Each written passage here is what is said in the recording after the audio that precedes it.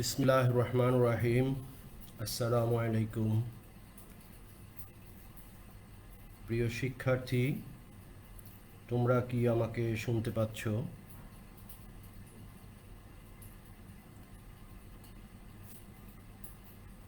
শিক্ষা মন্ত্রণালয়, কারিগরি শিক্ষা অধিদপ্তর এবং চট্টগ্রাম পলিটেকনিকের যৌথ উদ্যোগে আমাদের এই অনলাইন লাইভ ক্লাসের আয়োজন।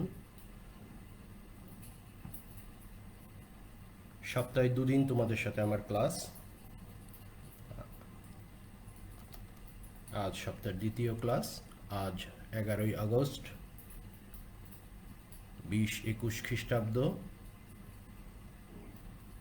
এখন আমাদের আলোচনার বিষয় সার্ভেইং 1, বিষয় কোড 66432। তোমাদের সাথে আছে আমি engineer Mohammad Jahangir Alam, instructor civil, Chittagong polytechnic institute, Chittagong. আমি ঠিক বুঝতে পারছি না তোমরা আমাকে শুনতে পাচ্ছ কি না। শুনতে পারলে কমেন্টে গিয়ে ইয়েস লিখবে বা ওয়াই লিখবে। আমি অন্তত একটা ইয়েস কার্ড পেলেই ভাববো যে আমাকে তোমরা স্পষ্ট শুনতে পাচ্ছ।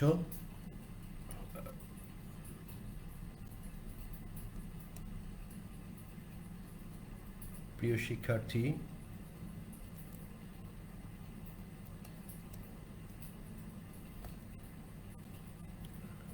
আজ তোমাদের সাথে আমার তৃতীয় ক্লাস। আলোচনা করব 5, 6, 7 অধ্যায় নিয়ে। চ্যাপ্টারগুলি খুবই ছোট ছোট, সেই জন্য 3টা চ্যাপ্টার আলোচনার চেষ্টা করব। আজ আমার সাথে যারা ক্লাসে অংশগ্রহণ করবে, তৃতীয় পর্ব সিভিল টেকনোলজির সকল সেকশন, সকল শিফট।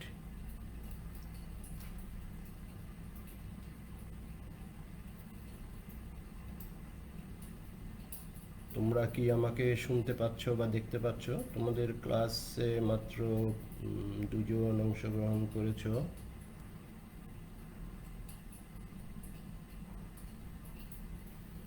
আচ্ছা, যাই হোক, লিঙ্কে তোমাদের হাজিরার জন্য অ্যাড্রেস দেওয়া আছে। আগের ক্লাসের মতো লিঙ্কে হাজিরা অংশগ্রহণ করবে। আর অ্যাসাইনমেন্টের জন্য আরেকটি গুগল ক্লাসের অ্যাসাইনমেন্টের জন্য একটা লিঙ্ক দেওয়া আছে। তোমরা সেখানে গিয়ে অ্যাসাইনমেন্ট সাবমিট করবে গুগল ক্লাসরুমে। খুব সহজ পদ্ধতি। কেউ যদি না বুঝো তাহলে ইউটিউবে কোনো একটি ইউটিউব দেখে তোমরা পদ্ধতিটা দেখে নিবে। খুব সহজ পদ্ধতি। এখানে কতগুলি সিস্টেম আছে, যে কোনোভাবে তুমি সাবমিট করতে পারো। ডকুমেন্ট হিসাবে, অর্থাৎ ওয়ার্ড ফাইল হিসাবে দিতে পারো, পিডিএফ হিসাবে দিতে পারো, যে কোনোভাবে ইমেজ হিসাবে দিতে পারো। তুমি সাবমিট করবে এবং এই অনলাইন লাইভ ক্লাসগুলি তোমাদের প্রকৃত ক্লাস হিসাবে, অর্থাৎ ভার্চুয়াল ক্লাস হিসাবেই গণ্য করা হবে, অ্যাকচুয়াল ক্লাস হিসাবেই গণ্য করা হবে। অর্থাৎ সম্ভবত যদি সম্ভব না হয়, হয়তো ফিজিক্যাল ক্লাস বা বাস্তবে ক্লাস নাও হতে পারে, তোমাদের এই অনলাইন ক্লাসগুলিকেই গুরুত্বের সাথে বিবেচনা করে, কারণ এই ক্লাসগুলি মনিটরিং করা হয় কারিগরি শিক্ষা অধিদপ্তর এবং কারিগরি শিক্ষা বোর্ড থেকে, এবং প্রতি সপ্তাহে তোমাদের হাজিরা বোর্ডে প্রেরণ করা হয়। অর্থাৎ বোর্ডের থেকে তোমাদের হাজিরাটি মনিটরিং করা হয়। তোমরা জানো কি না, এই প্রত্যেকটি ক্লাস বিভাগীয় প্রধান, অন্যান্য বিভাগীয় প্রধানদের দ্বারা একটা কমিটি আছে, সেই কমিটি দ্বারা মনিটরিং করা হয় এবং তোমাদের হাজিরাগুলি ডিপার্টমেন্টে যথারীতি প্রতি সপ্তাহ শেষে জমা হয় এবং সেখান থেকে প্রয়োজনীয় ব্যবস্থা নেওয়া হবে। এবং হাজিরা কম থাকলে তোমরা পরবর্তী চূড়ান্ত পরীক্ষায় ফর্ম ফিল আপ করতে সমস্যা হয়ে যাবে। আজকে আমরা আলোচনা করব শিকল জরিপের ব্যবহৃত প্রধান যন্ত্রপাতি। এগুলি নিয়ে আমরা গত ক্লাসে কথা বলেছি এবং অপটিক্যাল স্কয়ার নিয়েও কিছুটা কথা বলেছি। বাকি অংশ নিয়ে কথা বলবো আজকে অপটিক্যাল স্কয়ার। এছাড়া কথা বলবো শিকল জরিপের কার্যপ্রণালী, অফসেট এবং জরিপ লিপি লিখন প্রক্রিয়া। তো শুরু করি। অপটিক্যাল স্কয়ার শব্দ থেকেই দেখা যাচ্ছে। অপটিক্যাল অর্থই হচ্ছে আলোক যন্ত্র। আলোক যন্ত্রে আমরা গত ক্লাসে অপটিক্যাল স্কয়ার দেখেছি। আজকে যেটা গত ক্লাসে কি দেখেছি, দুইটা মিরর যদি পরস্পর 45 ডিগ্রি অ্যাঙ্গেলে থাকে, তাহলে এর ভিতর যেই প্রতিফলিত, আপতিত এবং প্রতিফলিত আলোক রশ্মি দুটি তার দ্বিগুণ অর্থাৎ 90 ডিগ্রি কোণ তৈরি করবে। আমরা অপটিক্যাল স্কয়ারের মূলনীতিটা একটু দেখি। কোনো আলোক রশ্মি দুইটি প্রতিফলকের উপর পর্যায়ক্রমে প্রতিফলিত হলে এদের আপতিত ও প্রতিফলিত রশ্মি এদের অন্তর্ভুক্ত কোণ প্রতিফলক দুইটির অন্তর্ভুক্ত কোণের দ্বিগুণের সমান হবে। গত ক্লাসে আমরা এটা প্রমাণ করেছি যে গ্লাস দুইটির অন্তর্ভুক্ত কোণ যদি 45 ডিগ্রি হয়, তাহলে এই আলোক রশ্মি দুইটির অন্তর্ভুক্ত কোণ 90 ডিগ্রি, অর্থাৎ এই যে আমাদের শিকড় রেখা CL শিকড় রেখার সাথে DO রেখাটি 90 ডিগ্রি তৈরি করবে।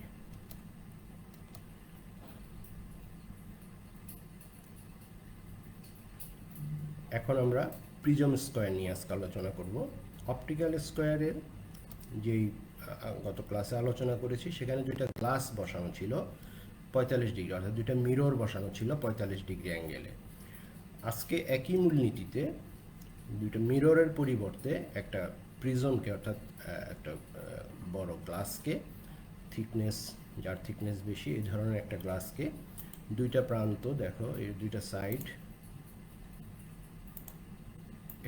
এই অংশটা আর এই অংশটাকে কেটে এটাকে মিরর তৈরি করা হয়েছে। অর্থাৎ এখানে যদি আমরা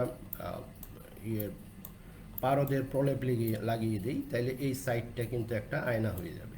অনুরূপভাবে এই সাইডটাকে যদি পারদের প্রলেপ দিয়ে দিই, এটাও কিন্তু একটা রিফ্লেক্টর বা আয়নার মতো কাজ করবে। তাহলে এই দুইটা রিফ্লেক্টর, ওখানে আয়না না বসিয়ে একটা থিকনেস, ভালো থিকনেসের বা ধরো 10 থেকে 15 মিলিমিটার থিকনেসের একটা গ্লাসকে এইভাবে দুইটা প্রান্ত কাটা হয়েছে যেন এরা 45 ডিগ্রি অ্যাঙ্গেলে থাকে।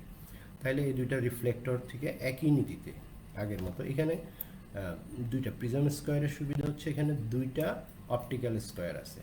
উপরে একটা অপটিক্যাল স্কয়ার, এখানে একটা প্রিজম বসানো আছে, সেম দিস প্রিজম এখানে বসানো আছে, অর্থাৎ এই পাশে 90 ডিগ্রি তৈরি করার জন্য উপরের অংশ দিয়ে কাজ করবে, এবং নিচের অংশ দিয়ে এখানে আর একটা প্রিজম বসানো আছে বাম পাশে 90 ডিগ্রি তৈরি করার জন্য। সুতরাং এই দেখো, এই এক পাশে মিরর, এটা হচ্ছে 90 ডিগ্রি, আমার মূল শিকড় রেখা হচ্ছে এবির উপরে CD একটা লম্ব তৈরি করছে। এইটা করার জন্য আমাদের এই সি বিন্দুতে যে রেঞ্জিং রড আছে, সেই রেঞ্জিং রডটাকে আমরা ইমেজ হিসাবে দেখব, এবং এ বিন্দুতে যে রেঞ্জিং রড আছে সেটাকে আমরা অ্যাকচুয়াল হিসাবে দেখব। দুইটা রড যখন একই বিন্দুতে দেখা যাবে, গত ক্লাসে আমরা এটা ভালো করে বুঝিয়ে দিয়েছিলাম, যখন দুইটা একই রেখায় দেখা যাবে তখন এটা 90 ডিগ্রি বোঝা যাবে, অর্থাৎ পরস্পর লম্ব। প্রিজম স্কয়ার কীভাবে কাজ করে আবার একটু দেখো, একটা ভিডিও ক্লিপ।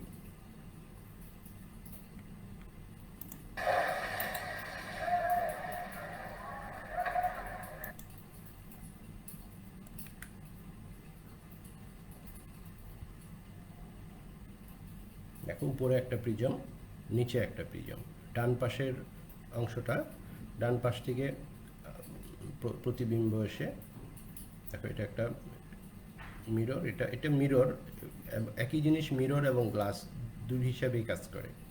এটা একটু টেকনিক্যালি এমনভাবে তৈরি করা হয়েছে, মিরর এবং গ্লাস হিসাবে কাজ করে। দেখো, একটা গাছ আর এই প্রিজম একই রেখায় চলে আসছে।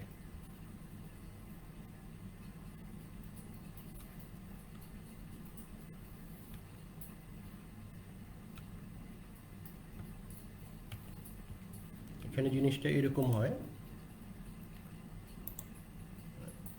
এইদিকে যদি আমরা একটা প্রিজম রেঞ্জিং রড সেট করি, যেটাকে লম্ব তৈরি করব, এই শিকড় রেখা যদি এই হয়, এইটার প্রতিবিম্ব আসবে এখানে, আর আমার মেইন রেখা এই বরাবর যে রেঞ্জিং রডটা থাকবে সেটাকে আমরা সরাসরি দেখব এখানে। এইটা হচ্ছে গ্লাস, নিচের অংশটা গ্লাস বা ওপেন, এটা ওপেন, আর এখানে হচ্ছে প্রিজম। তাহলে এই প্রিজম দিয়ে আমরা ডান পাশের অবজেক্টটাকে, এটা প্রতিবিম্ব দেখব এখানে, আর এটা যেহেতু গ্লাস বা স্বচ্ছ, এটা দিয়ে সরাসরি আমরা এই অবজেক্টটাকে দেখতে পারবো, শিকড় রেখা। তাহলে এক পর্যায়ে আমরা সামনে পিছিয়ে গিয়ে দেখব যে এক পর্যায়ে এই প্রতিবিম্বটা, এইটা যেহেতু আমার অরিজিনাল বস্তু, অরিজিনাল রেঞ্জিং রড, এটা স্থির থাকবে, এখানেই থাকবে। আর এই প্রতিবিম্বটা আমরা যখন সামনে পিছিয়ে হাঁটবো, তখন এই প্রতিবিম্বটা আস্তে আস্তে এই পয়েন্ট বরাবর আসবে, অথবা এদিক থেকে এই পয়েন্ট বরাবর আসবে। আমরা সামনে পিছিয়ে হাঁটলে এটা প্রতিবিম্বটা এই রেখায় আসবে। আমরা ততক্ষণ পর্যন্ত হাঁটবো যখন এই দুইটা একই রেখায় আসবে, যখন অ্যাকচুয়ালটা এবং ভার্চুয়ালটা এই দুইটা যখন একই রেখায় আসবে, সেই বিন্দুতে আমরা এর নিচে শিকল রেখা বরাবর চিহ্নিত করব। এইটাই হচ্ছে মূলনীতি। এরপর ঢালের কোণ পরিমাপ। ঢাল যদি সরল রেখা হয়, যে আমরা শিকল রেখা পরিমাপ করতে গিয়ে যদি শিকল রেখাটা যদি সমতল ভূমিতে হয়, সেক্ষেত্রে তো কোনো সমস্যা নেই। কিন্তু এটা যদি উঁচু নিচু হয় বা কোনো হরিজন্টাল কোণ পরিমাপ করার দরকার পড়ে, সেইখানে আমরা ক্লিনোমিটার এবং বক্স সেক্সটেন যন্ত্র ব্যবহার করব।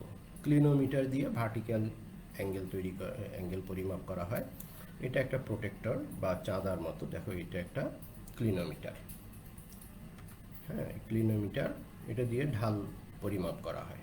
দেখো পরবর্তীতে আর একটা চিত্র, এই যে আরো স্পষ্ট, এটা একটা ক্লিনোমিটার কিভাবে কাজ করে একটু দেখো। The clinometer is basically a protractor with a string and a weight. Clinometer মূলত একটা চাঁদা। এখানে চাঁদার মাঝখানে একটা ওজন ঝুলানো আছে। আমরা যখন এটাকে একটা নির্দিষ্ট অ্যাঙ্গেলে ঘুরাইলে, এই যেহেতু এটা ওজন এবং ফ্রিভাবে ঝুলতেছে, সেটা একটা কোণ তৈরি করবে। দেখো এই রেখার দৈর্ঘ্য, আমরা তির্যক দৈর্ঘ্যটা শিকল দিয়ে মেপে নিলাম। এরপর দেখো নিচে সার্ভেয়ার যিনি আছে, ইনি এই কোণ তৈরি করে, এই কোণটা কত, অর্থাৎ এই রেখার সাথে, শিকল রেখার সাথে উনি চাঁদাটাকে একই সমান্তরালভাবে ধরছে, যার জন্য যেহেতু এটা ফ্রিভাবে ওজনটা ঝুলতেছে, আর আমার এই 90 ডিগ্রি বরাবর রেখার সাথে যত ডিগ্রি কোণ তৈরি করে, সেটা হচ্ছে থিটা। আমরা এই রেখাটা, তির্যক রেখাটা সরাসরি ফিতা দিয়ে পরিমাপ বা শিকল দিয়ে পরিমাপ করতে পারি, কিন্তু আমার দরকার হচ্ছে হরিজন্টাল, অনুভূমিক দূরত্ব, অর্থাৎ এই এ আর বি বিন্দুর মধ্যবর্তী হরিজন্টাল দূরত্বটা কত। তাহলে এই হরিজন্টাল দূরত্ব, যেহেতু আমরা অতিভুজ পাচ্ছি আর কোণ পাচ্ছি, অতিভুজ আর ভূমির সম্পর্ক হচ্ছে কস থিটা। তাহলে আমরা এখানে ডি সমান এল কস থিটা, এইটা দিয়ে আমরা এই রেখাটার, এই তির্যক রেখাটার প্রকৃত দৈর্ঘ্য ডি পাবো, d equal to l cos theta.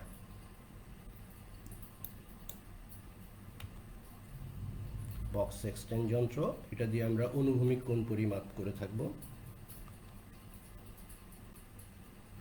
এটা দিয়ে শব্দ কি স্পষ্ট শোনা যাচ্ছে?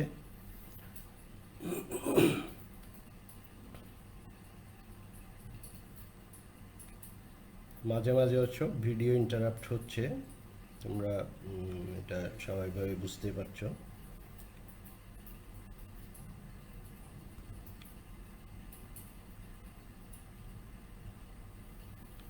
পরবর্তী অধ্যায়, শিকল জরিপের কার্যপ্রণালী, অর্থাৎ শিকল জরিপটা কিভাবে করব আমরা।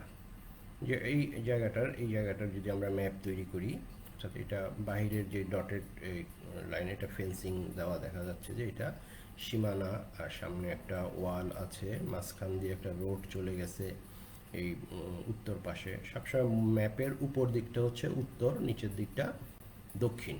এটা যেহেতু সিভিল ডিপার্টমেন্টে পড়ো এবং সাধারণ শিক্ষিত ছেলে হিসাবে জানা উচিত, যে কোনো ম্যাপের উপর দিকটা উত্তর এবং নিচের দিকটা দক্ষিণ, ডান দিকটা পূর্ব, বাম দিকটা পশ্চিম। তাহলে এখানে উত্তর দিকে যখন এই রাস্তাটা চলে গেছে তোমার পশ্চিম থেকে পূর্ব দিকে গিয়ে, এবং উত্তর দিকে কিছুটা বাঁকা হয়ে উপরের দিকে চলে গেছে। এখানে কি আছে, একটা বিল্ডিং আছে, একটা স্কুল আছে, দক্ষিণ দিকে আর একটা বিল্ডিং আছে, একটা মাঠের মতো আছে, অর্থাৎ কিছু বাগান আছে, গার্ডেন আছে, একটা কূপ আছে, একটা পুকুর আছে। তাহলে এই জায়গাটা আমরা একটা ম্যাপ তৈরি করব। ইনক্লুডিং দ্য সীমানা রেখা, বা এখানে একটা ওয়াল, সামনে দুইটা ওয়াল আছে। এইটা যদি আমরা ম্যাপ তৈরি করতে চাই তাহলে আমাকে কিভাবে কাজ করতে হবে? তাহলে প্রথমেই করতে হবে হচ্ছে রিকগনাইজেন্স সার্ভে, এরপরে selection of station point, marking the station point, selection of base line, measuring the survey line, detailed data collection for preparing map, booking of field book, preparation of map এবং ইঙ্কিং the map.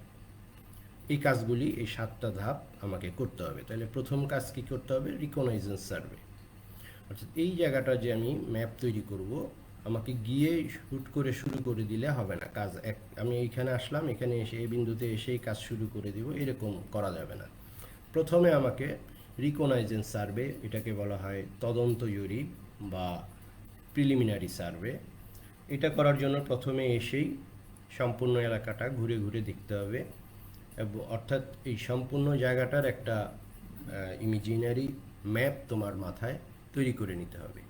অর্থাৎ কোথায়, কোন বিন্দু থেকে কাজ শুরু করলে বা কোন পার্শ্ব থেকে কাজ শুরু করলে তোমার জন্য সহজ হবে, কিভাবে কাজ দ্রুত এবং সুন্দর এবং নিখুঁতভাবে করা যাবে, এই কাজটা করার জন্য তোমাকে বেশ কিছুটা সময় নিয়ে রিকগনাইজেন্স সার্ভে, তদন্ত সার্ভে বা প্রাথমিক জরিপ সম্পন্ন করতে হবে। প্রাথমিক জরিপ যত ভালো হবে, অর্থাৎ জরিপকার, সার্ভেয়ার যত অভিজ্ঞ হবে, তার জন্য রিকগনাইজেন্স সার্ভে এতে একটা ভালো ফল আসার সম্ভাবনা থাকে।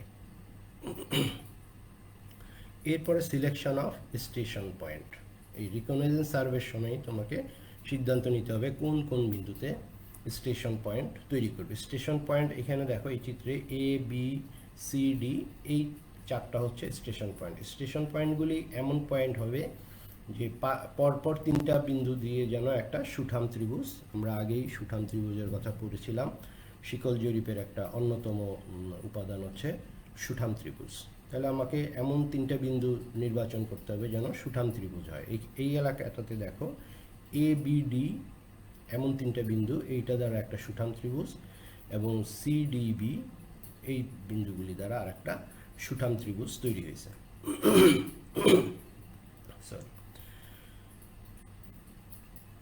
এ বিন্দু থেকে বি এবং ডি বিন্দু অবশ্যই দেখা যেতে হবে। এ বিন্দু থেকে সি বিন্দু দেখার প্রয়োজন নাই, কারণ সি বিন্দু এ বি ডি ত্রিভুজের কোনো অংশ নয়।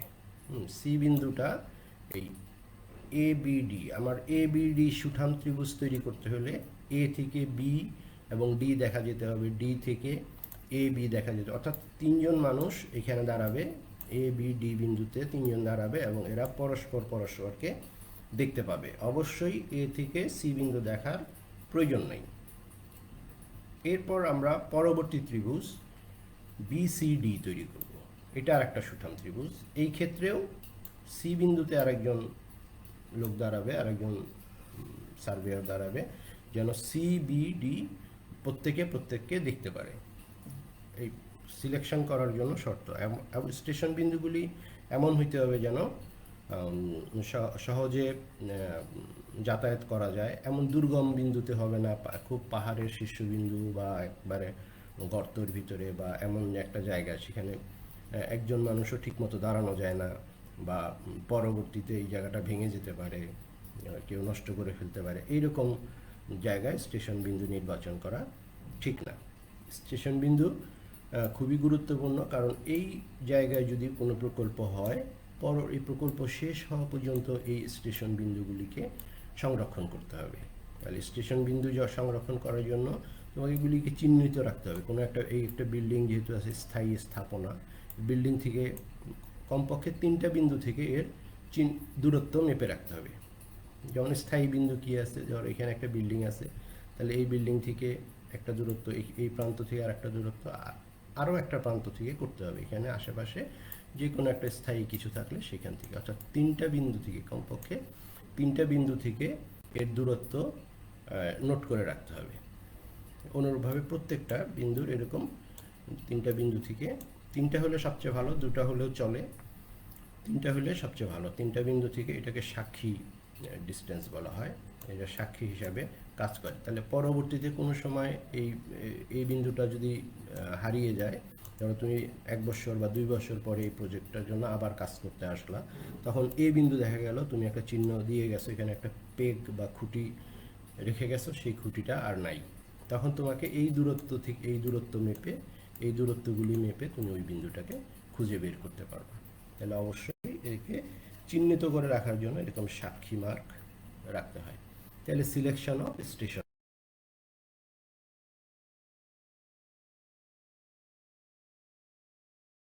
জায়গাটাকে পরিষ্কার করে নিতে হবে, কিছুটা ঘাস থাকলে এগুলি তুলে ফেলতে হবে এবং সহজে দূরের থেকে যেন দেখা যায় যে এটা station point.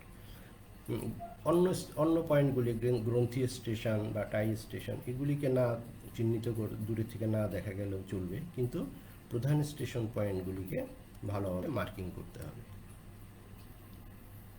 Selection of the base line, হ্যাঁ, এই যে একটা ত্রিভুজ নেট বলা হয়, একাধিক ত্রিভুজ যখন তৈরি করা হয় এটাকে ত্রিভুজ নেট। এই নেটের মধ্যে সবচেয়ে বড় এবং মাঝখান দিয়ে অবস্থিত এবং যেই রেখাটি সহজে পরিমাপ করা যায় কোনো ভুলভ্রান্তি ছাড়া এবং প্রতিবন্ধকতা থাকে না, অপেক্ষাকৃত সমতল ভূমিতে হয়, সেই ধরনের শিকল রেখাকে, প্রত্যেকটা রেখাই তো শিকল রেখা, সেই শিকল রেখাকে বলা হয় বেজ লাইন। তাহলে ওই বেজ লাইনটা সিলেকশন করতে হবে। তাহলে এখানে দেখো অনেকগুলি বাহু আছে,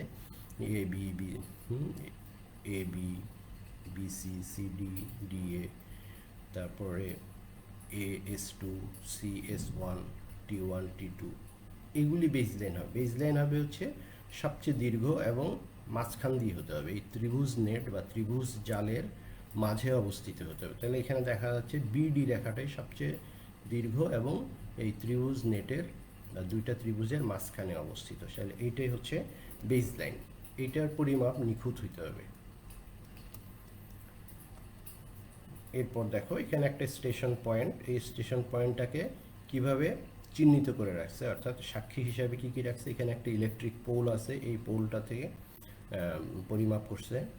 আবার এখানে একটা গাছ আছে, ম্যাপল গাছ থেকে 18 ইঞ্চি ডায়ার একটা ম্যাপল গাছ, এই ম্যাপল গাছ থেকে পরিমাপ করছে 34.1 ফিট। এই ইলেকট্রিক পোল থেকে 72.35 fit.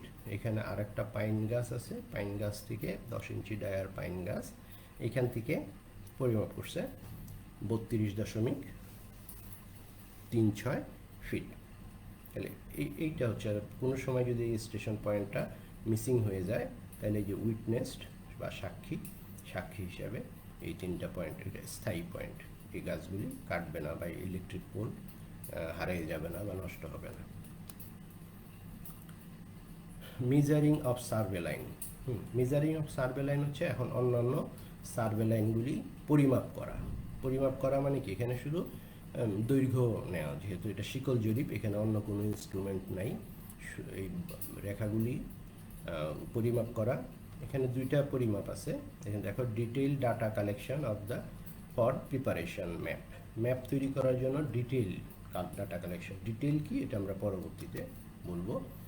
Booking of field book, এই ডাটাগুলিকে ফিল্ড বুক, ফিল্ডে যে একটা বই বা একটা খাতা ব্যবহার করা হয়, সেই ফিল্ড বুকে এই তথ্যগুলিকে নোট করতে হবে। এটা নিয়ে আমরা পরবর্তীতে আলোচনায় আসবে।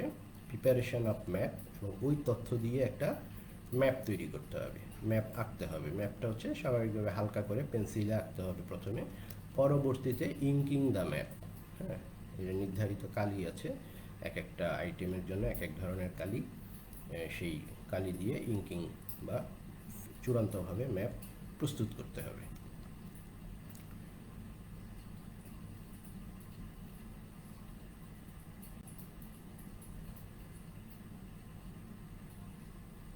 অ্যাসাইনমেন্ট কোনগুলি করবে, অ্যাসাইনমেন্ট তোমাদের যে নোট দেওয়া আছে, লিঙ্ক দেওয়া আছে, লিঙ্কে দেওয়া আছে, তারপরে হয়তো আমি বলে দিব শেষে, হ্যাঁ, লিঙ্কে ঢুকে তোমার গুগল ক্লাসরুমে লিঙ্ক অ্যাড্রেসটাও করে দেওয়া আছে, সেটাতে ঢুকে এটা ক্লাসের পরে দেখবে, ক্লাসে অথবা আমি পরবর্তীতে কমেন্টে দিয়ে দিব। রেঞ্জিং বা পংক্তিকরণ বা এক লাইনে নিয়ে আসা, এটা খুবই গুরুত্বপূর্ণ। পংক্তিকরণ দুই প্রকার, প্রত্যক্ষ এবং পরোক্ষ। পংক্তিকরণটা কি? যেমন একটা শিকল রেখা, তুমি যেই রেখা বরাবর একটা ত্রিভুজের এ বি একটা রেখা রেখা মনে করো এই রেখাটার দৈর্ঘ্য হচ্ছে 209 মিটার। 209 মিটার, তুমি 20 মিটার শিকল দিয়ে এর দৈর্ঘ্য পরিমাপ করতেছো। তাহলে 20 মিটার দিয়ে যদি করো তাহলে কতবার ব্যবহার করতে হবে? 10 বার শিকল ইউজ করলে আসবে হচ্ছে 200 মিটার। 10 বার ইউজ করলে হবে 200। এরপরে থাকবে আরও 9 মিটার। অর্থাৎ এইখানে বরাবর তোমাকে এরকম 10 বার মেপে যেতে হবে। 10 বার মেপে গিয়ে শেষে আরও 9 মিটার থেকে যাবে। এইখানে গিয়ে তোমার 209, এই পর্যন্ত 200, এই পর্যন্ত 200। বিষয় হচ্ছে যখন তুমি শিকল রেখাটা পরিমাপ করবা, এই যে মনে করো এই যে একটা শিকল রেখা, এই রেখাটা নিশ্চয়ই মাটিতে দাগ দেয়া নেই। আমরা যে এখানে জরিপ করব সেখানে কি মাঠে এই রেখা দাগ দেয়া থাকবে? অবশ্যই দাগ দেয়া থাকবে না। তাহলে আমরা যখন মাঠে কাজ করতে যাব তখন দেখা যাবে যে এই শেষ প্রান্তে আমি একটা রেঞ্জিং রড পুঁতে দিব, যেহেতু এটা আমার শেষ স্টেশন বিন্দু, আর এই প্রথম আর একটা স্টেশন বিন্দু। এখন যখন সার্ভেয়ার শিকল নিয়ে আগাবে, দেখা যাবে সে লাইন থেকে কিছুটা আবার এদিকে চলে যেতে পারে, এদিকে চলে যেতে পারে। একই রেখার উপরে থাকবে এটা কখনোই সম্ভব না, কারণ এটা তো আর বোঝা যাবে না। 209 মিটারে তো আর বোঝা যাবে না যে এই, আমার তো মাপতে হবে সে স্ট্রেট লাইন, একেবারে স্ট্রেট লাইন। স্ট্রেট লাইনের দৈর্ঘ্যটা হচ্ছে 209। আমি যতবার এরকম দিক পরিবর্তন করব ততবার আমার দৈর্ঘ্য বাড়তে থাকবে। অর্থাৎ আমার 209 মিটার পাবো না, দেখা যাবে যে আমি শেষে গিয়ে 210 মিটার বা 12 মিটার পেয়ে যাব। সুতরাং এই যে একই রেখা বরাবর পরিমাপ করা, এইটাকে বলা হয় রেঞ্জিং বা পংক্তিকরণ। তোমরা হাজিরা বা অ্যাসাইনমেন্ট নিয়ে খুব ব্যস্ত না হয়ে আশা করি ক্লাসটা আগে ফলো করো, এগুলি সবই পাওয়া যাবে। তোমরা ক্লাসে মাত্র 14 জন এখন ক্লাস দেখছো, কিন্তু হাজিরা দিচ্ছ কিন্তু অনেক। মাত্র 14 জনকে আমি ক্লাসে দেখতে পাচ্ছি।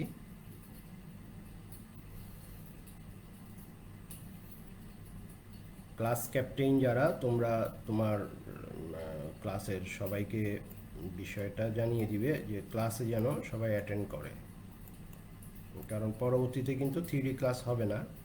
আর থিওরি ক্লাস হবে না, এই ক্লাসটাই কিন্তু তোমাদের কার্যকরী ক্লাস হিসাবে গণ্য করা হচ্ছে। পরবর্তীতে আমরা যদিও আবার যদি কখনো থিওরি ক্লাসের সুযোগ আসে, কিন্তু এই ক্লাসগুলি আর কখনোই হবে না।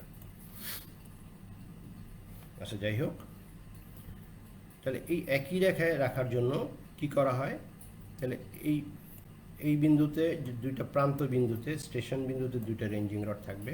কারণ এই রেঞ্জিং রড থেকে কিছুটা পিছনে এসে 1 মিটার বা 2 মিটার পিছনে এসে তাকাতে হবে এই রেঞ্জিং রড বরাবর, এই রেঞ্জিং রড বরাবর। আর মাঝখানের রেঞ্জিং রডটা হচ্ছে অস্থায়ী রেঞ্জিং রড। এখন এই তুমি যদি লাইন পরিমাপ করতে গিয়ে এরকম লাইনের বাইরে চলে যাও, এখানে চলে আসো, তখন আমি যদি এই প্রান্ত থেকে এইভাবে দেখি, তাইলে দেখা যাবে যে এই রেঞ্জিং রডটা বাহিরে। এখান থেকে তাকালে 3টা রেঞ্জিং রডকে একই রেখায় দেখতে হবে। তাহলে এই রেঞ্জিং রডে যেই সার্ভেয়ার থাকবে তাকে ডানে বামে সরার জন্য নির্দেশ দিয়ে এমনভাবে দেখতে হবে যেন এই 3টা রেঞ্জিং রড একই রেখায় আসে। যখন 3টা রেঞ্জিং রড একই রেখায় আসবে তখন এটাকে অস্থায়ীভাবে এখানে পুঁতে দিতে হবে বা একটা অ্যারো দিয়ে চিহ্নিত করে রাখতে হবে। এরপর তুমি শিকল রেখা এইভাবে মাপতে থাকবে। এরকম কিছু দূর পর পর এরকম অস্থায়ী রেঞ্জিং রড পুঁততে হবে বা এরকম অ্যারো দিয়ে চিহ্নিত করে রাখতে হবে, এবং পরবর্তীতে অ্যারোগুলিকে তুলে নিয়ে একই রেখা পংক্তিকরণ করে নিতে হবে। এটা হচ্ছে প্রত্যক্ষ পংক্তিকরণ। এটা হরিজন্টাল সমতল ভূমির ক্ষেত্রে প্রত্যক্ষ পংক্তিকরণ বা রেঞ্জিং করা হয়। এখানে দেখো 4টা ইন্টারমিডিয়েট, মাঝখানে 2টা রেঞ্জিং রড দেওয়া হয়েছে, আর এই প্রথম এ বিন্দু এবং বি বিন্দু 2টা স্টেশন পয়েন্টে, প্রান্ত স্টেশনে 2টা রেঞ্জিং রড আছে। এবং এই রেঞ্জিং রড থেকে এখানে দেখা যাচ্ছে বেশ কাছে দাঁড়ানো, আরও কিছুটা যতটা পিছনে দাঁড়াবে ততটা তুমি সঠিকভাবে সিদ্ধান্ত নিতে পারবে। এবং এক চোখ দিয়ে দেখবে, দুই চোখ দিয়ে দেখা যাবে না, এক চোখ দিয়ে এই রেঞ্জিং রড, প্রথম রেঞ্জিং রড এবং শেষ রেঞ্জিং রডটা হচ্ছে তোমার টার্গেট, আর মাঝখানের দুইটা রেঞ্জিং রডকে তুমি একই রেখায় নিয়ে আসতে হবে। এরা বাহিরে থাকলেও এদেরকে নির্দেশনা দিয়ে মাঝখানে নিয়ে আসতে হবে, একই রেখায় নিয়ে আসতে হবে। আর প্রথমটা আর শেষটা স্থায়ীভাবে আগে পুঁতে রাখতে হবে, এখানে কোনো মানুষ থাকার দরকার নেই। এই মাঝখানের 3 নম্বর এবং 4 নম্বর রেঞ্জিং রডের জন্য দুজন থাকবে, এদেরকে ডানে বামে সরার নির্দেশনা দিয়ে এদেরকে একই লাইনে নিয়ে আসতে হবে।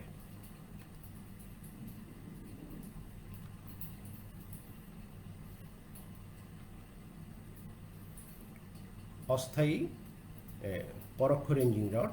পরোক্ষ রেঞ্জিং হচ্ছে যখন এ থেকে বি বিন্দুর মাঝখানে, এখানে দেখো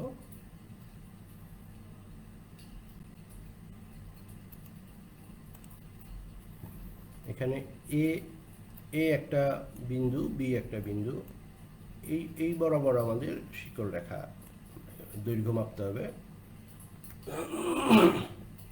স্ট্রেট লাইন। কিন্তু এ এবং বি এর মাঝখানে এরকম একটা উঁচু পাহাড় আছে, যার জন্য এ বিন্দুতে যে সার্ভেয়ার আছে বি বিন্দুর সার্ভেয়ারকে সে দেখতে পারে না এই প্রতিবন্ধকতার কারণে। তাহলে এটা কিভাবে একই রেখায় পরিমাপ করা যাবে? সেই জন্য এটা ইনডাইরেক্ট মেথডে পরিমাপ করা হয়। তাহলে দেখো এটা কিভাবে, ভিডিওটা দেখো, তারপর আমরা আলোচনা করব।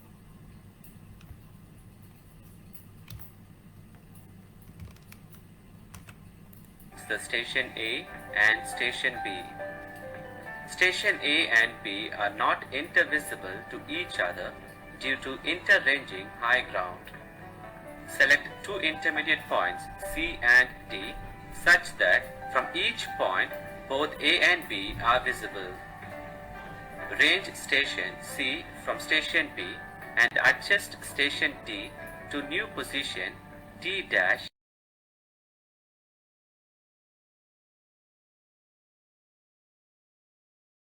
Station D dash from station A and move station C to new position C dash lies in a straight line of AC dash D dash. Again, range the station C the station A and straight line of range station the station A D dash line dash C D dash from station. এখানে দেখো এ এবং B, এ থেকে B দেখা যায় না, যেহেতু এ থেকে B দেখা যায় না, এই জন্য আমরা সরাসরি প্রত্যক্ষভাবে রেঞ্জিং বা একই রেখা টানতে পারি না। সেই জন্য আমাকে সহযোগী হিসাবে সি এবং ডি আরও দুইটি রেঞ্জিং রড ব্যবহার করতে হচ্ছে। এমন দুইটি সি এবং ডি, এমন দুইটি বিন্দু আমরা চিহ্নিত করব, নির্বাচন করব, যেমন এ থেকে সি এবং ডি দেখা যায় আর বি থেকে সি এবং ডি দেখা যায়। যেহেতু এ থেকে বি দেখা যায় না, সুতরাং এ থেকে বি দেখার আমাদের প্রশ্নই আসে না। তাহলে প্রথমে আমাকে এ থেকে ডি বিন্দুকে রেঞ্জিং করব, অর্থাৎ এ থেকে ডি দেখব, তখন দেখা যাবে যে সি বিন্দু এ ডি এর বাহিরে আছে। আমরা এখানে একটু আকারে দেখাই, ডি এখন দেখা যাচ্ছে সি বিন্দু ডি থেকে এই রেঞ্জিং রেখা থেকে বাহিরে আসে। তখন সি কে বলবো যে তুমি এই রেখায় আসো, তখন সে এই রেখায় আসবে। আবার একইভাবে বি থেকে সি কে দেখব, তো দেখা যাবে যে ডি বিন্দুটা এই বিসি রেখা থেকে বাহিরে আসে, তখন ডি কে বলবো তুমি এই রেখায় আসো। পরবর্তীতে আবার এ থেকে ডি কে, এই নতুন ডি কে দেখব, এ থেকে নতুন ডির দিকে তাকাবো, তখন সি এখন এখানে, পরবর্তীতে সি আসছে এখানে, এখন সি আসবে আবার এখানে। অনুরূপভাবে বি থেকে আবার নতুন সি এর দিকে দেখব, তখন ডি আবার এখানে চলে আসবে। এইভাবে পর্যায়ক্রমে দেখা যাবে, সাকসেসিভলি বলা হয়।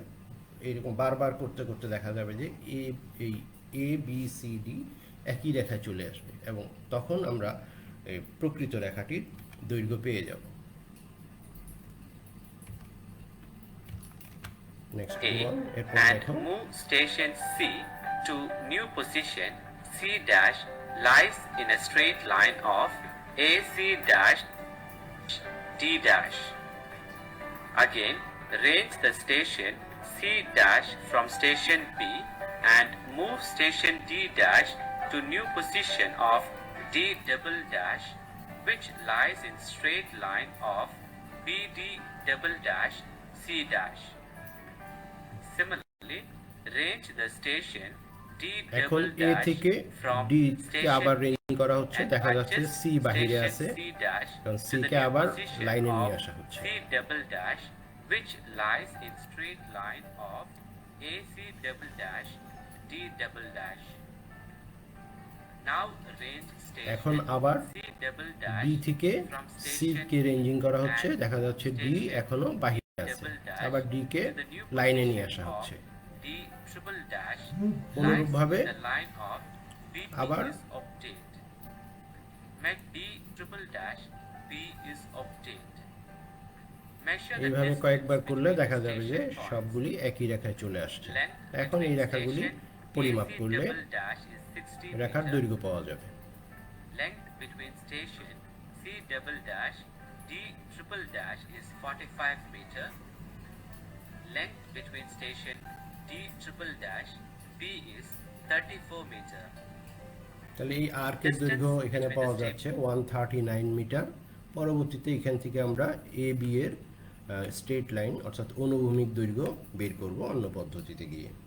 আমরা তির্যক অর্থাৎ কার্ভড ডিস্টেন্সটা পেয়ে গেলাম 139। কার্ভ ডিস্টেন্স থেকে আমরা পরবর্তীতে এদের হরিজন্টাল ডিস্টেন্স বের করব। এটা হচ্ছে পরোক্ষ রেঞ্জিং। The station শিকল বা ফিতা দিয়ে রৈখিক পরিমাপ করার প্রক্রিয়া। সমতল ভূমিতে অনুভূমিক রেখার দৈর্ঘ্য পরিমাপকরণ, এটা তো আমরা খুব সহজেই করতে পারি শিকল বা ফিতা দিয়ে।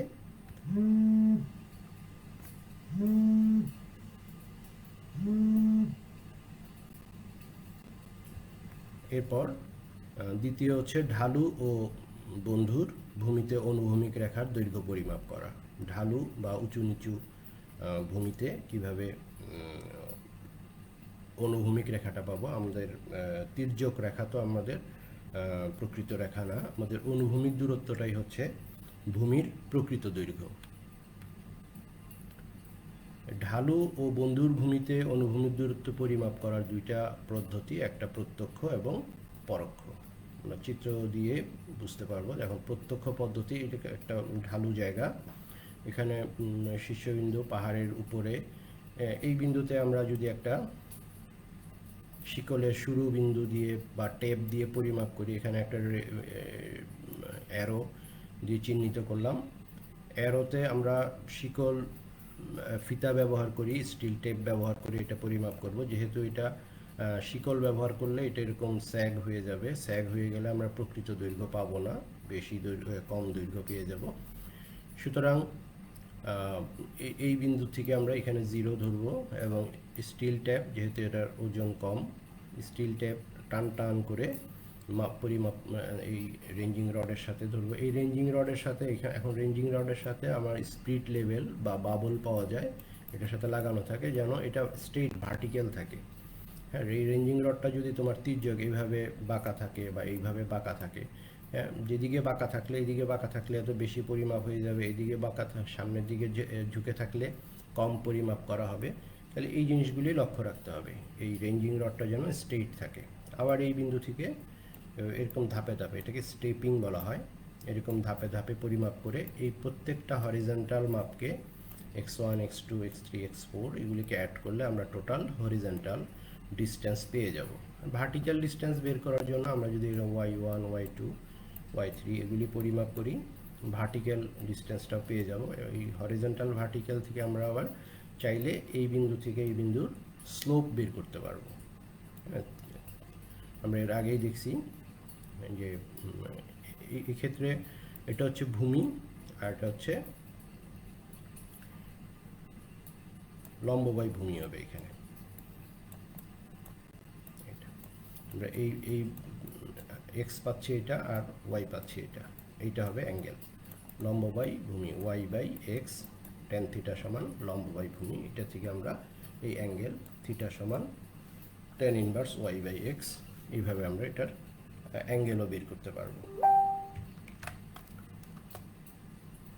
এগুলো প্রত্যক্ষ। এখন আসো পরোক্ষ পদ্ধতি, অর্থাৎ সরাসরি যদি এই হরিজন্টাল ডিস্টেন্সটা যদি সরাসরি পরিমাপ করা না যায়, সেই ক্ষেত্রে এখানে একটা রেঞ্জিং রড আর এখানে একটা রেঞ্জিং রড পুঁতে দিলা এবং এখানে চিহ্নিত করে দিবা, এখানে স্থায়ীভাবে একটা পেগ বা খুঁটি দিয়ে দিবা, এখানে একটা খুঁটি দিয়ে দিবা। এই দুইটা খুঁটির উপরে দুইটা রেঞ্জিং রড দিবা এবং রেঞ্জিং রডের নির্দিষ্ট একটা উচ্চতায়, দেখো এখানে 1 2 3 4 ঘর, অর্থাৎ একটা যদি 30 সেন্টিমিটার করে হয় তাহলে 120 হয়, বা 3 ঘর নিলাম, বা এগুলি 20 করে হলে 1 2 3 4 80 সেন্টিমিটার, এখানে 80 সেন্টিমিটার।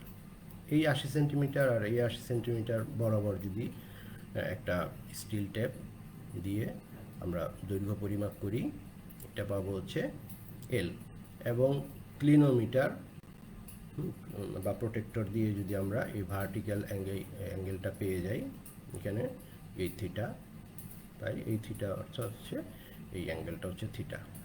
তাহলে তির্যক রেখার দূরত্ব পেলাম এল, এখান থেকে আমরা এক্স এর মান বের করতে পারি এল কস থিটা। যেহেতু এটা ভূমি, যেই বাহুর সাথে অ্যাঙ্গেল থাকবে সেটা হচ্ছে ভূমি, আর অ্যাঙ্গেলের বিপরীত বাহু হচ্ছে লম্ব, আর সবচেয়ে দীর্ঘ অতিরিক্ত লম্বা যেই বাহু সেটা হলো অতিভুজ। তাইলে এখানে অতিভুজের দৈর্ঘ্য দেওয়া আছে আর ভূমির দৈর্ঘ্য দেওয়া আছে। অতিভুজ আর ভূমি সম্পর্ক হচ্ছে কস থিটা। তাহলে এক্স সমান এল কস থিটা। তাহলে এটা পরোক্ষভাবে পরিমাপ করা হয়।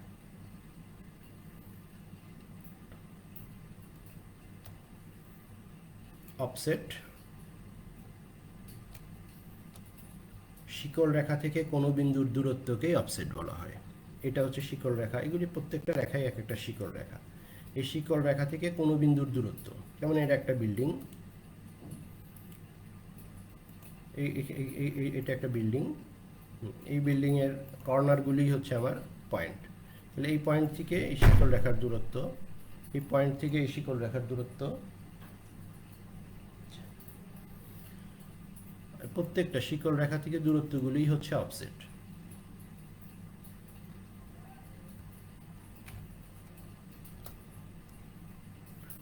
অফসেট দূরত্ব দুই ধরনের, একটা হচ্ছে লম্ব অফসেট আর একটা হচ্ছে তির্যক অফসেট। অর্থাৎ শিকল রেখা থেকে যদি ওইটা লম্ব হয়, অর্থাৎ এই আমরা যে অপটিক্যাল স্কোয়ার ইউজ করছি বা প্রিজম স্কোয়ার ইউজ করছি, সেখানে কিন্তু আমরা লম্ব পরিমাপ করছি।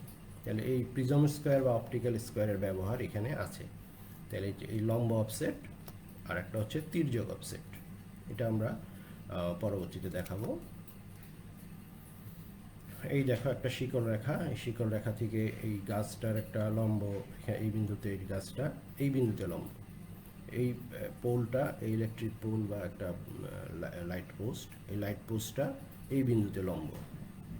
আর এখানে দেখো অবলিক অফসেট বলছে, এখানে অবলিক মানে তির্যক। এই বিন্দু থেকে এই বিল্ডিংটার দুইটা প্রান্তের দূরত্ব, এখানে কোনো লম্বর বিষয় আসে নাই, এখানে দুইটা দূরত্ব, এখান থেকে দূরত্ব কত, অর্থাৎ এই বিন্দু থেকে বিল্ডিংয়ের এই প্রান্তের দূরত্ব কত, এই বিন্দু থেকে এই প্রান্তের দূরত্ব কত। অনুরূপভাবে এখানে তির্যক অফসেট আমরা মাঝখানেও নিতে পারতাম। যেমন এই ইলেকট্রিক পোলটার মনে করো আমার অপটিক্যাল স্কোয়ার নাই, প্রিজম স্কোয়ার নাই, অপটিক্যাল স্কোয়ার নাই, আমার এইটার অফসেট কীভাবে নিব? তাহলে আমার এদিক থেকে আমি কাউন্ট শুরু 0 থেকে, মনে করো এটা 70 মিটার, এই শিকল রেখাটা 70 মিটার। এইখানে এসে মনে করো এইখানে 40 মিটার বা 42 মিটার, 42 মিটারে এসে এই গাছটা পাওয়া গেল। আমি দেখেন যেহেতু আমার লম্ব পরিমাপ করার কোনো যন্ত্র নাই, তাহলে মনে করো এই বিন্দুটা আছে হচ্ছে 35 মিটার, আর এইখানের পরে আছে মনে করো 45 মিটার। তাহলে এই 35 মিটার থেকে একটা দৈর্ঘ্য নিলাম এবং 45 মিটার থেকে একটা দূরত্ব নিলাম। তাহলে এই যে দূরত্বটা নিলাম, এখানে কিন্তু লম্ব স্থাপন করি নাই। এখানে 35 মিটার চেইনেস থেকে, অর্থাৎ এই দিক থেকে মেপে আসলে এই পর্যন্ত 35, এটাকে বলা হয় চেইনেস। আর এই 35 থেকে, অর্থাৎ শিকল রেখা থেকে এই অবজেক্টের দূরত্ব, এটাকে বলা হয় অফসেট। তার মনে করি এইটা পাওয়া গেল 12 মিটার।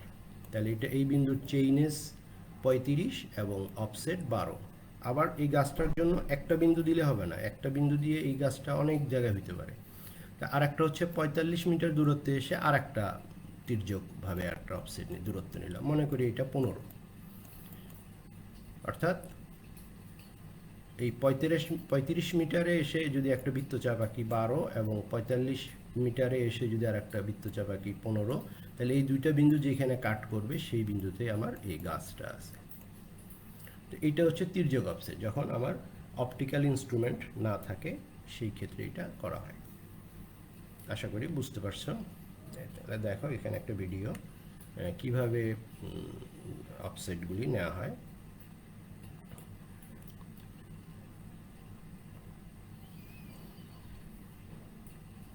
দেখো এটা একটা শিকল রেখা, এই বিল্ডিংটাকে আমি আঁকার জন্য এখানে দেখো লেখা আছে অফসেট পয়েন্ট এবং অফসেট ডিস্টেন্স। এই শিকল রেখার সাথে একটা অপটিক্যাল ইনস্ট্রুমেন্ট দিয়ে লম্ব নেওয়া হলো, অর্থাৎ চেইনেস, অর্থাৎ শিকল রেখার প্রান্ত থেকে 5 মিটার দূরে এবং অপর প্রান্ত এসে বিল্ডিংয়ের আরেক কর্নারে এসে আবার আরেকটা অফসেট নেওয়া হলো বি বিন্দু, বি প্রাইম বিন্দুতে। এটা 5 মিটার, যেহেতু এটা এই প্রান্তটা সমান্তরাল শিকল রেখার সাথে, যার জন্য এটা একই সমান আসছে, 5 মিটার 5 মিটার আসছে। এই ঘটনা সব জায়গায় ঘটবে না, অপর দুই প্রান্তে এরকম হবে না। আমরা অপর প্রান্তগুলিতে দেখি।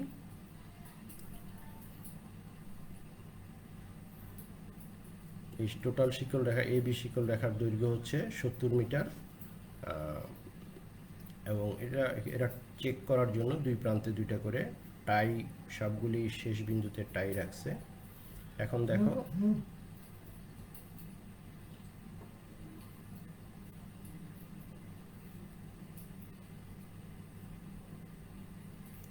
কর্নার থেকে আরেকটা নিচ্ছে,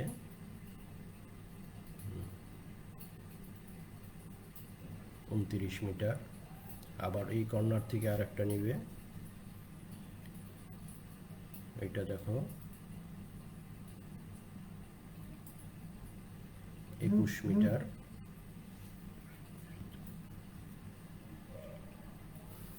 এই টোটাল শিকল রেখাটার টোটাল শিকল রেখা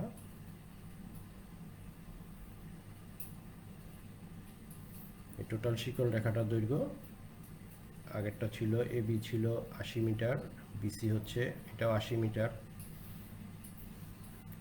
এটা অবশ্য প্রত্যেকটা বাহু সমান নিয়েছে, যদি এখানে অন্য কোনো প্রজেক্ট নেই, শুধু এই বিল্ডিংটা আঁকানোর জন্যই যেহেতু করা হয়েছে সেই জন্য সুবিধা মতো, আর যেহেতু ওপেন জায়গা আছে, খোলা জায়গা আছে, সেই জন্য একই সমান দৈর্ঘ্যের নেওয়া সম্ভব হয়েছে। তাহলে তোমরা অবশ্যই বুঝতে পারতেছো যে কীভাবে করা হচ্ছে। এখন বিল্ডিংটার চিত্রটা কিভাবে আঁকানো হচ্ছে, তাহলে এটা একটু খেয়াল করো। এই আমার ফিল্ড বুকটা সম্পন্ন হয়ে গেছে, এটা ফিল্ড বুকে প্রত্যেকটা বিন্দু থেকে যে অফসেটগুলি নেওয়া হয়েছে, অর্থাৎ বিল্ডিংয়ের কর্নার পয়েন্টগুলি থেকে অফসেট নেওয়া হয়েছে, লম্ব অফসেট। এবং এই অফসেটগুলির ডিস্টেন্স নিচের ডাটাতে দেখো 5 5 5 29 21 5 এগুলি নেওয়া হয়েছে। এইগুলি থেকে আমরা এই বিল্ডিংটার চিত্র কিভাবে আঁকানো হবে দেখো। এই প্রত্যেকটা শিকল রেখা থেকে দেখো লম্ব, শিকল রেখা থেকে লম্বগুলি টানা হয়েছে আগে, এরপর প্রান্তগুলি পয়েন্টগুলি যোগ করে দিয়ে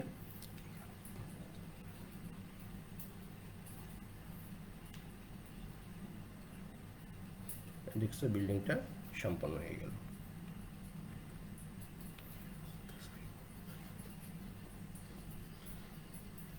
সময়, তোমাদের সময় শেষ।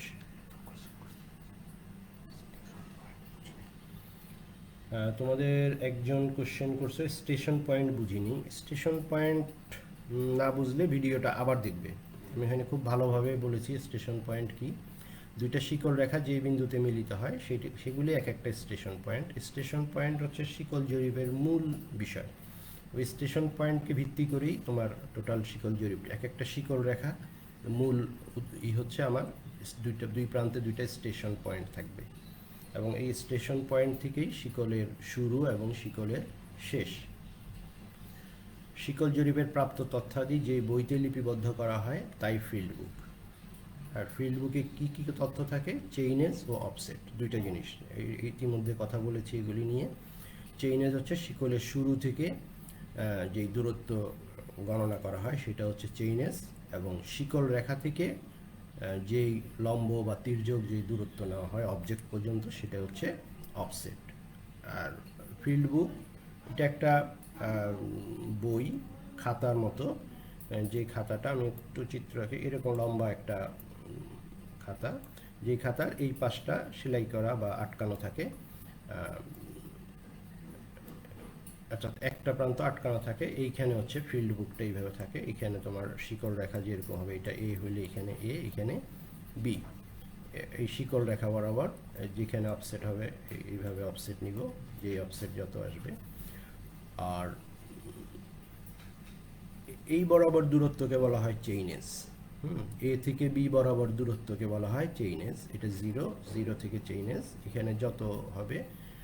শিকল রেখার দৈর্ঘ্য যদি অনেক বেশি হয় তাহলে তুমি একাধিক পাতা ব্যবহার করতে পারবা। একই পাতায় একাধিক শিকলের মাপ লিখতে পারবা না, কিন্তু একাধিক পাতায় একই শিকলের নাম লিখতে পারবা। যদি একটা শিকল অনেক লম্বা হয় বা একটা শিকলের অনেক বেশি অবজেক্ট থাকে তাহলে একাধিক পাতা ব্যবহার করবে, এবং খুব ছোট ছোট করে কিছুই লিখতে যাবা না, খুব পরিষ্কার করে স্পষ্ট করে লিখতে হবে। আর এই শিকল রেখার সাথে লম্ব বা তির্যকভাবে যেই দূরত্ব, এগুলি হচ্ছে অফসেট, আর এই প্রান্ত বিন্দুগুলি হচ্ছে স্টেশন বিন্দু। এরপর ফিল্ড বুক দুই ধরনের, এক রেখা ফিল্ড বুক, দুই রেখা ফিল্ড বুক। আমরা পরবর্তী ক্লাসে ডিটেইল কথা বলবো, আজকে শুধু অ্যাট এ গ্ল্যান্স বলে যাচ্ছি। এই দেখো, এটা সিঙ্গেল লাইন ফিল্ড বুক বা এক রেখা field book, double line field book, এই এক রেখা ফিল্ড বুক। এখানে অবজেক্টগুলি এরকম আঁকাই দিলে সুবিধা, পরবর্তীতে যখন রুমে বসে কাজ করতে যাবা, ম্যাপটা যখন আঁকতে যাবা, তখন তো তুমি আর মাঠে থাকবা না, তোমার মাঠ থাকবে তোমার থেকে 20 কিলোমিটার দূরে। তুমি ফিল্ডের থেকে ডাটা নিয়ে এসে বাসায় কাজ করবে বা অফিসে কাজ করবে, কিন্তু এখানে স্পষ্টভাবে প্রত্যেকটি ডাটা লেখা থাকতে হবে। কোনো কাটা ছেঁড়া বা কোনো জিনিস মেমোরির উপর রাখলে হবে না যে এটা পরবর্তী, এটা আমার মনে থাকবে পরবর্তীতে আঁকায় নিব, এইভাবে করা যাবে না। প্রত্যেকটা তথ্য ফিল্ড বুকে টুকে রাখতে হবে এবং পরিষ্কারভাবে। দরকার হলে তুমি একাধিক পাতা ব্যবহার করবে। এটা হচ্ছে ডবল লাইন ফিল্ড বুক, এটা হচ্ছে সিঙ্গেল লাইন ফিল্ড বুক। ফিল্ড বুকে রাখার সতর্কতা, এগুলি আমরা ডিটেইল পরবর্তী ক্লাসে কথা বলবো। তাহলে ধন্যবাদ, সবাই ভালো থাকবে, সুস্থ থাকবে, বাহিরে যাবে না। Thank you for watching the class. হাজিরা দিবে, এবং যে অ্যাসাইনমেন্ট দেওয়া হয়েছে, অ্যাসাইনমেন্টের জন্য যে লিঙ্কে অ্যাড্রেস দেওয়া আছে সে এখানে ঢুকবে। যদি না বুঝো কোনো একটা ইউটিউবে গিয়ে দেখে নিবে।